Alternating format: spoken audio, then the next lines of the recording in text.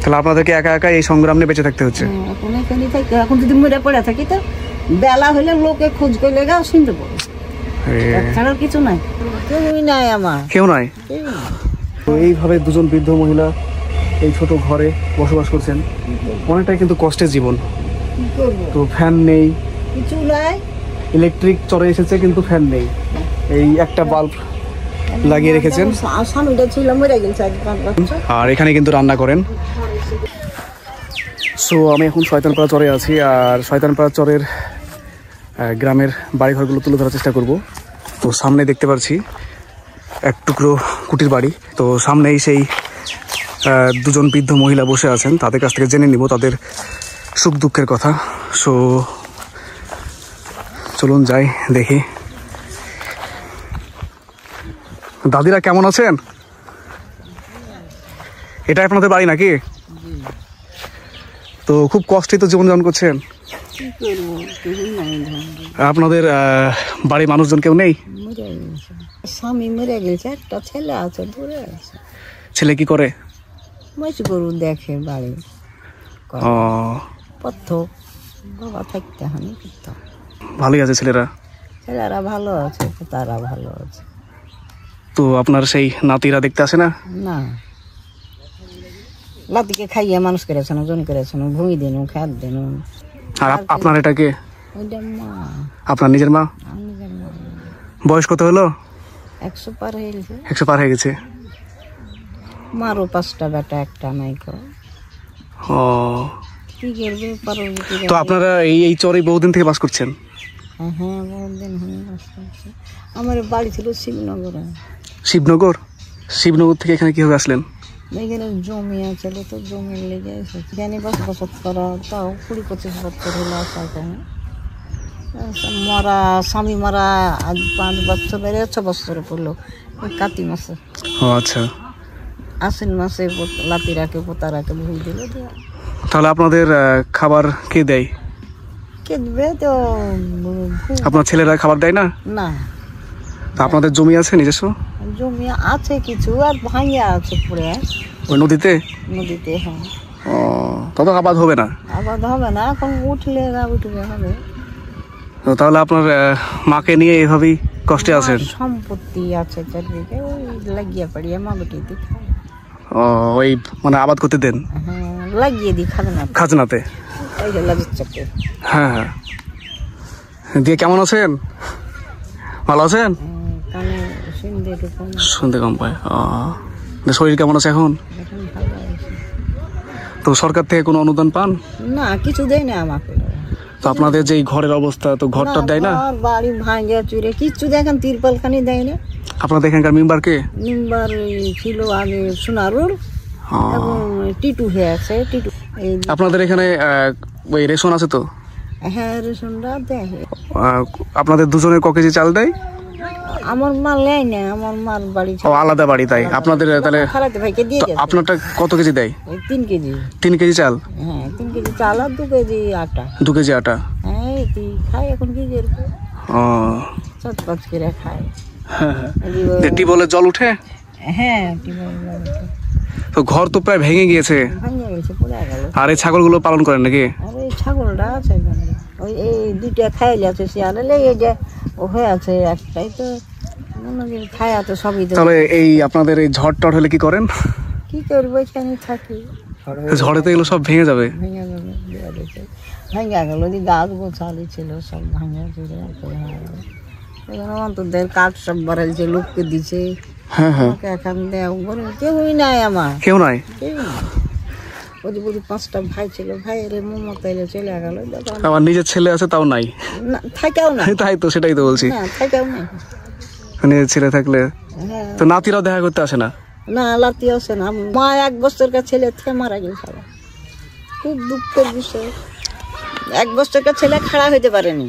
4 ভাই বোনকে রাগের জ্বালাতে আমার জামাই এর উতু জ্বালাতে বিষ খেয়ে দিয়েছে।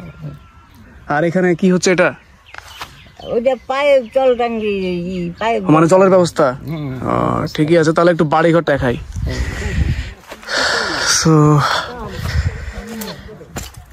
এই দাদির বাড়িটা দেখছি, তো দেখুন একদম ভেঙে গিয়েছে, কিছু নেই। তো দাদির ছেলে থাকা সত্ত্বেও কিন্তু ছেলে নেই বললেই চলে। তো দেখা যাচ্ছে যে বাড়ি পুরোটাই ভেঙে গিয়েছে। তো এই চর এলাকায় ইলেকট্রিক এসেছে, তো দেখতে পাচ্ছি বাল্ব দেওয়া হয়েছে। তো এখন আমি ভিতরের দিকে ঢুকবো, ঢুকে আপনাদের দেখাচ্ছি। তো এই হচ্ছে সেই দাদির বাড়ি ঘরের কি এক অবস্থা। এগুলো কিন্তু সেই জ্বালানির জন্য ব্যবহার করে থাকেন, আর এখানে কিন্তু রান্না করেন। তো এটাই হচ্ছে রান্নার সেই জায়গা, আর এই ঘরের ভিতরটাই থাকেন। তো এই হচ্ছে এবার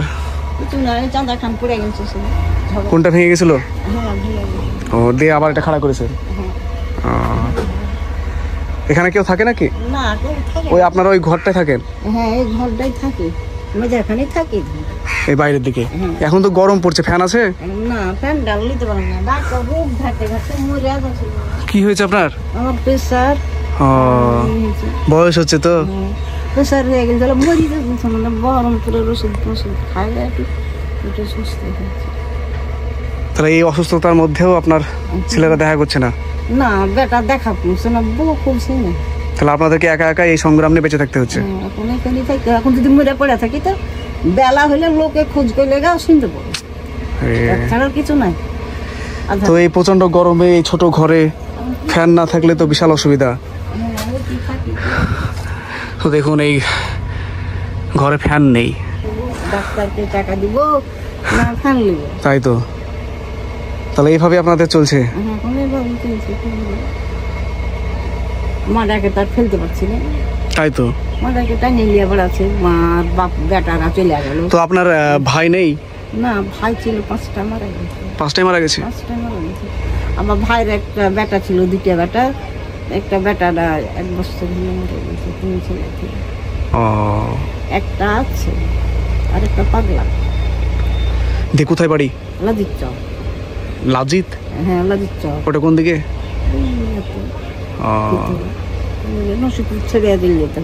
তাহলে তো আপনারা এইভাবেই কষ্টে জীবন পার করছেন। জীবনটা পার হয়ে গেল করতে করতে, তাই তো দেখছি। থাকতে থাকতে সবাইকে বা পাকা বাড়ি দিলে, ঘর দিলে, ধরো যে কত কি দিছে, ডাইডুল দিছে, আর দিছে, আমরা কি, আমাকে কিছুই দেয় না তো, আর লজ্জাতে কিছু বুঝতেও পারি না, কাকে কি বুঝবো। দর্শক বন্ধুরা দেখতে পারলেন যে এই দাদির বয়স হয়ে গেছে এবং তেনার মাও কিন্তু অনেকটা বয়স পার করছেন। তো এইভাবে দুজন বৃদ্ধ মহিলা এই ছোট ঘরে বসবাস করছেন, অনেকটাই কিন্তু কষ্টের জীবন। তো ফ্যান নেই, কিছু নাই, ইলেকট্রিক চলে এসেছে কিন্তু ফ্যান নেই, এই একটা বাল্ব লাগিয়ে রেখেছেন। স্বামীটা ছিল মরে গেছে, 5 বছর, স্বামীও মারা গেছেন, আর ছেলে থেকেও নাই, মানে ছেলে দেখাশোনা করে না, এবং তার নাতিরাও আসে না। নাতি আছে, বলছি যে শিবনগরে চিনতে পারবে, সাদেক বলে না? হ্যাঁ হ্যাঁ, সাদেকের বাড়ি বেটা, 2টা ছিল, একটা মারা গেছে, বাংলাদেশ চলো যেতে যেতে। সো কি এক কঠিন পরিস্থিতিতে বসবাস করছেন, দেখতে পাচ্ছেন যে এই ঝড়ো হাওয়াতে আর বন্যা এলো, এটি থাকতে হচ্ছে এখন না। বন্যা মানে এর আগে বন্যা হতো, আগে তো বন্যা হওয়াতে তখন বানের জলে এগুলো ভেঙে যেত, 1 বছর ভেঙে গেছিল, যে আবার পরের বছরে মাটি তুলে দিয়ে তো সেই জন্য এই সব উঁচু উঁচু করে বাড়ি করছে। ধরো যে সব মানে এখন তেমন খুব একটা বন্যা নেই বললে চলে, শুধুমাত্র এই ঝড়ো হাওয়াতে একটু অসুবিধা হয়। হ্যাঁ, তোমার হয় তখন ঝড়ো হাওয়াতে তো এই টিনগুলো উড়ে চলে যায়। খুব যদি ঝাঁকা সাইতে উড়ে যাবে, কোথাটাকে ডাকুন, হয়তো কি তোমার দয়া হইলো, হ্যাঁ হ্যাঁ হ্যাঁ, দয়া হলো তো সে করে দিল। হ্যাঁ হ্যাঁ, যে কেউ নাই যখন তখন তুলে দিই, একবার উড়ে গেছিল, তো তুলে বলছে যে ওই পদে পাবে যে যেখানটা ভেঙে গেছে, তাই তো পাট মানুষ লাগাইলে হবে। তাও এবার পাট কাটিও নাই, শরীরের অবস্থা খারাপ। তাহলে রান্না তাহলে এখানেই করেন? হ্যাঁ, ওইখানেই করি। তো রান্না আপনি করেন? আমি করি, গুছিয়ে দেয়। এখন কে গুছিয়ে দেয়? মা। আপনার মা তো অসুস্থ? মা আপনার 120+ হবে? হ্যাঁ, 110। 110 হবে। তাহলে তো তারও তো অসুবিধা হচ্ছে, কারণ আপনাকে জ্বালানি এনে দেওয়া, জ্বালানি এবং আপনারও আমি কাঁদি সবই এনে দাম করতে পারি না। আপনারও তো অসুখ আছে। প্রেসার বেড়েছে। হ্যাঁ স্যার মরিতে যাওয়া ও দিন 2 মাস মেরে যে বহরমপুরে ভর্তি করে হ্যাঁ, হ্যাঁ। ওষুধ পানি খাইয়া সুস্থ হয়ে তো আসি। তো আপনাদের সরকার থেকে একটা বাড়ি দিলে কিন্তু আমার মনে হয় যে আপনার অন্তত এই ঝড়ো হাওয়া থেকে রক্ষা পেতেন। আমাকে হ্যাঁ হ্যাঁ কোনো দরকার ছিল না, এখন ঘর দিলে তো সুন্দর সুস্থ হইতো।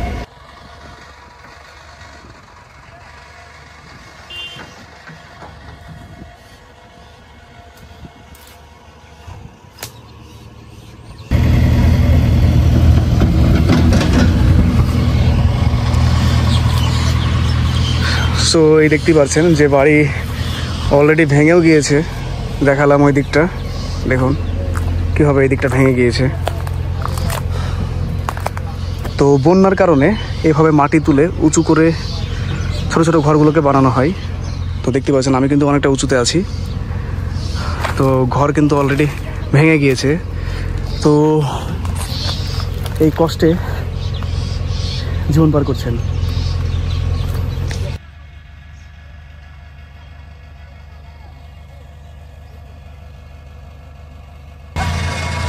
দর্শক বন্ধুরা, সেই দাদির বাড়িতে কিন্তু এখনও বসে আছি। আর সেই বাড়িটার ভিতরে ঢুকলাম এবং দেখালাম আপনাদেরকে। তো তিনি এবং তার মাকে নিয়ে এইভাবেই কষ্টে জীবন পার করছেন। তো সেই দাদির মায়ের বয়সও কিন্তু অনেকটাই হয়েছে, প্রায় 110 বছর বয়স উনি বললেন। তো এই বয়সে এইভাবেই কষ্ট করে জীবন পার করতে হচ্ছে। কী কষ্টকর জীবন। ঘর আছে, ছোট ঘর, সেই ঘরে ফ্যান নেই। তো এই শয়তানপাড়া চরের এরিয়াতে ইলেকট্রিক চলে এসছে, কিন্তু তবুও এই যে তীব্র গরম চলে গেল, তবুও কিন্তু একটি ফ্যান নেই, একটি বাল্ব আছে। তো এইভাবে কিন্তু এই গরমের কষ্টে জীবনগুলোকে পার করলেন। এবং সেই দাদির কিন্তু অসুস্থ আছে, আপনারা শুনতে পেলেন। তো তা সত্ত্বেও কিন্তু তাকে রান্না করতে হয় এবং তিনার যে মা, তাকেও কিন্তু সেই জ্বালানগুলোকে এগিয়ে দিতে হয়, থালাটা এগিয়ে দিতে হয় সেই 110 বছর বয়সে। তাহলে কি কষ্ট করে জীবন পার করছে, তাহলে বুঝতেই পারছেন। আমি কিন্তু সেই দাদির বাড়িতে বসে আছি, আর এটা কিন্তু সেই জ্বালান। তো দেখতে পাচ্ছেন এই জ্বালানটা কিন্তু রান্নার কাজে ব্যবহার করা হয়। তো এইভাবে কিন্তু জীবন পার করছেন এই চরে। তো চরের জীবন কিন্তু অনেকটাই কষ্টকর। সো আপনারা কতই না সুখে আছেন। তো এই সব কষ্টগুলো দেখে অবশ্যই আপনাদের স্মরণ করা উচিত অপরওয়ালাকে, আপনাকে কতই না সুখে রেখেছেন। সো দর্শক বন্ধুরা, ভিডিওটি যদি ভালো লাগে থাকে অবশ্যই লাইক করবে, কমেন্ট করতে ভুলবে না। আর হ্যাঁ, চ্যানেলটি সাবস্ক্রাইব করে আমাকে একটু সাপোর্ট করবেন, যাতে আমি এই গ্রামের কষ্টকর জীবনগুলো তুলে ধরতে পারি এবং সেই সব মানুষগুলোকে কিছুটা সাহায্য করতে পারি। So thank you so much.